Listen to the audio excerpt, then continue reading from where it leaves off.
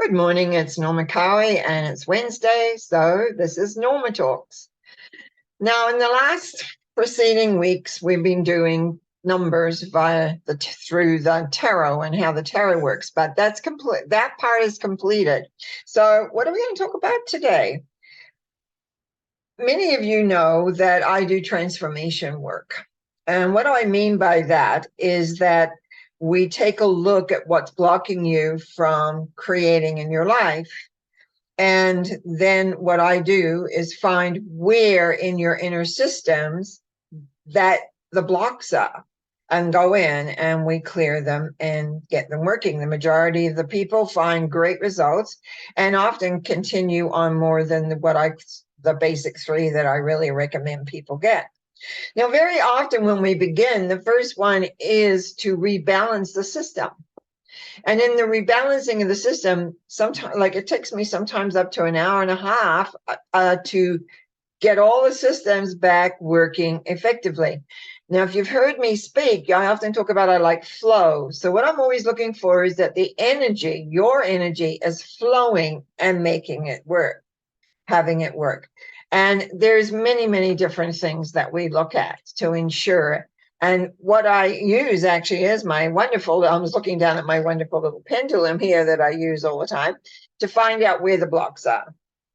And then it tells me, and we go in and sure enough, it's not balanced. Things aren't working. But when your system comes into balance, that makes that a lot easier. But the other elements I find that very often we need to work in, and I always ask, what is it we need to look at when we start at, say, session number 2? What we find is that faith and trust comes up. It's also about loving self, but we're not talking about that so much today. I wanted to talk about faith and trust because it's come up several times in this last few weeks. And then I actually was doing some mini readings this Saturday using my crystal ball as well. That was fun, actually. I enjoyed that. Look at my crystal ball, see a picture, and then when I put the cards, look at the cards, the crystal ball has given me an insight as to what and how the symbols are coming together. That was a lot of fun. But it was like, I remember one of the readings, have no idea who they were for, doesn't matter. But what I found was, I said to this person, you have a lot of faith. You have no problem with the faith element, but you don't have any trust. But the two go together. So if you have faith in something, you've got to trust the process of that. And so what is the process? Like I spent a lot of years studying and learning a prayer technique that I still use, and especially on Monday nights. Sometimes it's not right exactly to the formula, but it's workable. It gets me to where I need to go and to find out what needs to be cleared or what exactly is going on. So the faith, let's talk about faith for a minute. Let's break this down into 2 parts. What do you believe in? Do you believe there's a higher power? Do you believe that, or in nothing? That's what I find very often. People just don't believe in anything. They're hardly even themselves. And if you believe in a higher power, do you have a name for it? Are you aware of what its kind of job is, or what that power does, or how that power works? Very often I find people who believe in a higher power come from a fear place, like the higher power is judging them all the time. And I know very often that's part of how people were raised, to fear God, we'll say. And so it's like that really isn't being supported or knowing that you're caring. So there's a lot of things about faith. Now, the key is that whatever you have your faith in and the name that you have it, because there's many names. I mean, I've taught many different cultures, and so they have many different kinds of religions. And to me, it doesn't matter as long as there is a belief pattern and a faith in the process that goes along with whatever you've been taught. It's when that process breaks down for whatever reason. So you lose your faith, you lose the sense of belief, you lose the sense that there is something else. Now, I was raised that they called it God. That's how I was raised. And God seemed to be some mysterious being, or more of a being somewhere. It was never really explained to me about energies. It was never explained to me about, except when I got older and began to explore. But it was like, it was seemed to be like this some being in the sky that kind of knew all. And I don't know. It was like if you were good, whatever good was, then, you would get rewarded. And if you weren't good, then look out, things didn't go so well. It was years before I began to realize that it was our own psychological nature that we needed to really understand. Then this energy was there for us, but I'll come to that in a moment. But it's the thing about having faith. What do you have faith in? Do you have faith in people? Do you have faith in this higher power? And if it does, do you have a way of accessing that power? All of those things become very, very important. So that's one side. Now, trust. Do you trust that power? Now, this will come down to a large bit. Do you believe in it? Have you seen it work in your life? People who have had conversions, which is more of the Christian way of being born again, when they feel, excuse me, well, no water either. When they feel, I call it the love essence because that's what I found, but it's like they really feel that. But to me, for me personally, it was an ongoing thing. It was like re going through, but I found a lot of people who have had conversions. They seem to be, this is it. And they turn actually into fairly judgmental. And like I've had this great awakening, but it seems to stop there. Instead of becoming integrated within the person. No, not all. Some people I've met that have got it and they consistently and always work with that, which is really, really good. And so it becomes really well in the direction of where they're heading. So we learn to trust how it works. Now, I can only talk for myself because I quite early went to Sunday school, learned about God. I kept trying to figure out this God thing from when I was quite young, actually, began. And then when I came to Canada, circumstances again came into my life where I went to hear different speakers speak all sorts of psychic and philosophical things, and I began to sort of grow and think.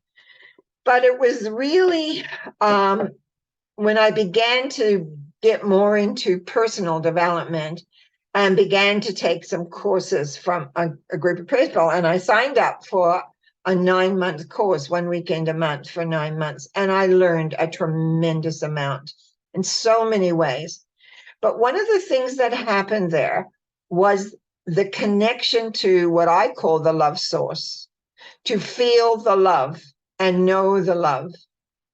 Now, in our group, the weekend before I experienced it, one of our group members, we were a small group by then, many people had dropped out, but it was like this person felt it and talked about it.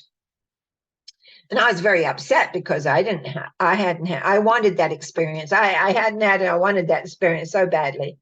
So the next month when we went in, I ended up having that experience.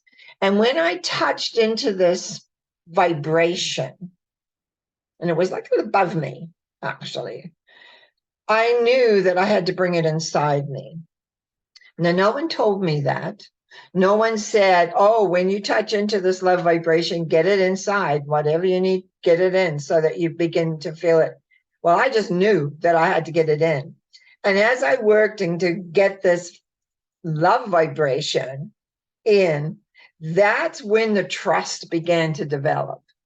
But I'm also human. So very often my head, I should say, very often over the years, not all the time, but over the years, certain things would come up and I'd stay in my head. I wouldn't go down into my heart, into the essence of me, and feel and know that the also the universal love force had my back, or God had my back, or whatever you want to call that. I learned that as the years went by, that no matter what, I was looked after. That I had my back, but I didn't always listen, being stubborn, and being in my head a lot, because that's the kind of person I am, thinking away. But I knew that it was there and I would get there. And then I learned the prayer technique, which I use on Monday nights. I began to work with that. 8 years I studied that. And 8 years it developed and worked. But you see, I'm a psychic. And I had been studying being psychic from quite young. I went, oh, crumbs, my son wasn't even born yet. So 1960, oh, right, it was 1964 where I began to develop my psychic abilities a lot more. And I probably have been psychic all my life. Not like some people who just have clairvoyant things. I had to learn, I had to practice, I had to develop it more and more, which it did because I happened to work with the tarot, which happened to have a philosophy in it. And I was looking at it in a new way. And I began to develop and trust that a lot. But so when I got into this universal love force through prayer, everything came together with my psychic ability, with my knowledge, with my awareness, my understanding how the subconscious worked. It wasn't just a spiritual thing. It was the awareness of how the subconscious works. Plus, I had a history of past life regression. That's where I really started first delving into myself through past lives and learning how to do them and being able to do them for myself very, very easily. But when I was explaining to someone just the other day, and I think it's in my book I wrote about that, Many Lives, Many Ways of Remembering Them. All my first early lives, I was not taught transformation. They just was like a sightseeing thing you went on. So I remembered all my early lives very easily because we didn't transform them. But after I began to realize the importance of bringing this love in it, it would transform. It would clear blocks within me. I could use it to take away memories of my childhood, where I was blocked, where I was all uptight about things. And as I began to grow, I began to trust more and more about how things could be affected and loving. Oh yeah, I still had to deal with my head and, because that would take over at times. But I began to see, and I had to go by the way, I had to go back and redo all my past lives, those early ones, so I could transform them. But I still remember them really well because they were there for so long. So that's one of the things I'm so big, if I can say that, on transformation, because it's like you clear the slate. When you go and do it, it changes. And there's still some things. The other day I was working on something and I went and I thought, took my big sheet of things, of all sorts of things that can be blocking or out of whack. And I found some things that I'm very familiar with because I know that's how I act in life. I know that's how I've acted. I should say, put it in the past. I have acted in life. And so I was able to, again, clear that. And I have felt quite different in the last week by doing that because I knew it was time. It was time for me to look at what was blocking this one thing. We're not immune. And I think when you're clearing the subconscious, it's like a sludge at the bottom. Very often takes time for it to come up to the surface to deal with. And we find that in the transformation with my clients. We work away and they go away and then all of a sudden they come back. We need some more, we need one, or sometimes they want to come back in for the three, etc., and work away at the next level and the next level of what's blocking them.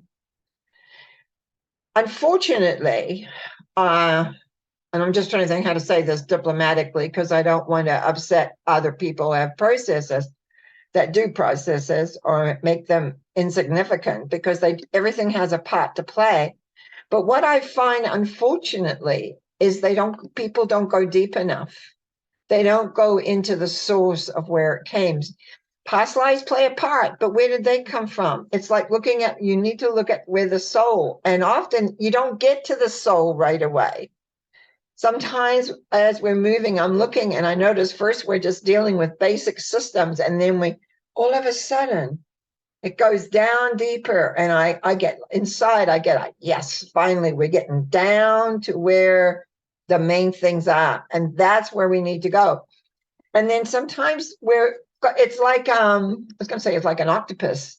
Like we can have a thread. That's why I look at threads, faith and trust being one of them. Where is that faith and trust? And I go back, excuse me, and I go, do we need to look at this again? I'll say, no, we don't need to look at this again. It's good. So it makes space for something else to emerge. I think we're stubborn, often in having to look at what we may think is not right with us. I think we can resist going deeper because we don't know what we're going to find. But that's the exciting part of it. We can find where decisions have been made that have been put into the subconscious. We can find where we have resisted universal love. We can find where we are not comfortable with whatever it may be. We have many systems. We have our chakras, our male, female. We have our high earth and shadow selves. We have mega things that we can be blocked from. And a lot of these include different past life periods of time. And I was talking to someone just the other day, and they were talking, and I said, but you've got to take into account the soul. What does the soul bring when it comes to this planet? And that's one of the things when I'm looking, and the first time I begin to see that the client is showing a soul issue, I look back to what the soul brought from wherever it's coming from into this earthly plane. What did they come here from? Did they run? Were they running? Were they part of a group? Were they coming from curiosity, which I actually like to see? I like to see the curiosity because this place is many, many faceted. But it's like, what are we looking at? Often I see people running from other places where there has been dissension and they're trying to hide. And of course, guess what happens? That doesn't happen here. They've created the same thing. So having faith and trust work together is so, so, so important.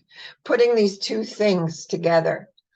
Having faith in a higher power. You could say, okay, I have faith in myself, but are you exploring yourself? Are you knowing where you come from? Because if you start exploring yourself, I'll guarantee you're going to find that there is an energy that's bigger than you somewhere there. Excuse me again.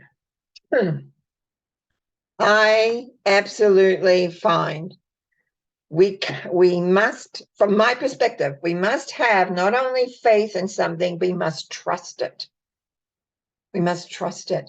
When I pick up my pendulum to go to work, to check, to see what's going on, I trust my pendulum. It's quite nice. I've got pendulums all over my house, basically. It shows me all sorts of things if I ask and look for it. It's been something, again, life was very good to me. If you trust life, I happened to meet a man who had even written a book, which unfortunately I've misplaced, on pendulums, and he was very old in age when I met him as a fairly young person. But he taught me a lot about energy. He taught me a lot about how pendulums can work and how we can use them. And I have utilized that knowledge off and on throughout my life. You see, when you connect, when you begin to have faith and trust, you begin to see that things are brought to you that are necessary, but that you may not even know you need to know, or you may not even be aware. But it's like trusting the process. Trust the process. You may not like things sometimes that come in. I know many things I haven't liked, but I've always found it's been for the better good for me. the betterment, I should say, sorry, the betterment for me. It taught me something. It opened me up more. It made me more compassionate. It made me more aware. And often it was a matter because I was being stubborn in my head, this strong mental will I have. And it was like, just relax, listen and flow from that. And I found that has helped me a great deal because I'm like every person that we have a nervous system and I've had to deal with that over the years. But in the main thing right now, because I just felt I needed to talk about trust and faith today.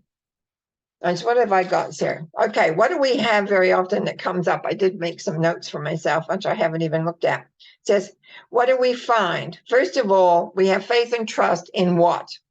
We need to answer that. Well, I have faith and trust in the love source because I felt the love. I have the love inside. I can access it anytime I want. The thing is to remember to access it.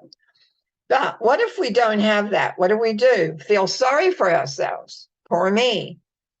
And we've all done that. Oh no, how can I be doing this? How come life's given me this or whatever else? You can become set and stubborn, which is basically my way or the highway, like this is the way it is. I'm sure we all know people who have situations like that. You can become argumentative and you don't listen. So you're not listening to the person you're arguing. I used to love arguing, or actually, let's call it debating. I always liked debating and I could be argumentative. I've been called that. But the key is that you also listen to the other person. Otherwise, what you're doing is you're actually being set and stubborn. And then I wrote down here, be defensive, because the tarot has a lot of defensive symbols. Defensive, stuck in certain ideas. I had some person actually, I talk about the love source and one of my comments on one of my other shows when I had talked about the love source, and they said, well, really, it's the higher power. But the higher power is a sense of a higher power that perhaps is unreachable, or maybe not. Or the love source is feeling, and it's the feeling of the love.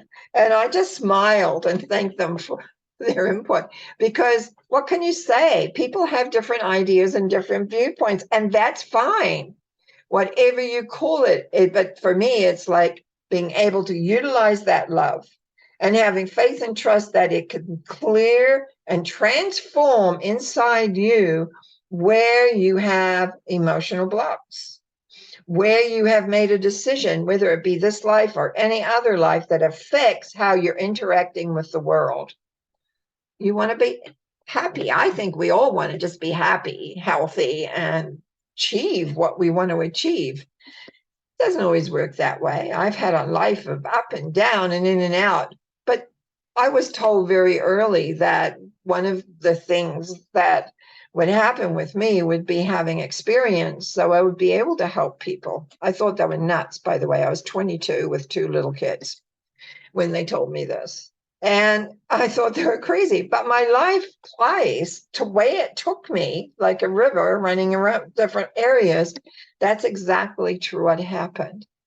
So often when people come to me, I've been through that experience, some of them times very bizarre experiences, because I learned to have faith and trust. Even when I don't like a situation, I don't know, 2 years down the line, I might have a client that is in the same situation. I can identify because I've been there. But it's nice to have a different path, but that's been my path. And I know that if you're in life and you're dealing with consequences and situations, you take a look at your faith and trust in life. Take a look at your faith and trust in you. And most importantly, take a look at your faith and trust in the higher power that you work with. If you work with the higher power, and I trust that you do. I want to thank you for today. I want to thank you for the support, the subscriptions, when you push the subscribe button. I want to thank you for listening to the other shows. the Sunday thought and also Monday. I was very pleased, I have to say this. I was personally very, very pleased on Monday night. We had a number of new people come in and type in their request for the prayer. It was just warmed my heart. So the support that you give me, I appreciate. I have faith and trust in you to keep me willing to come and sit down and talk for a little while, hopefully with a better voice. But we shall take good. You have a great day, great week, and I shall see you on Sunday. Thanks a lot. Bye.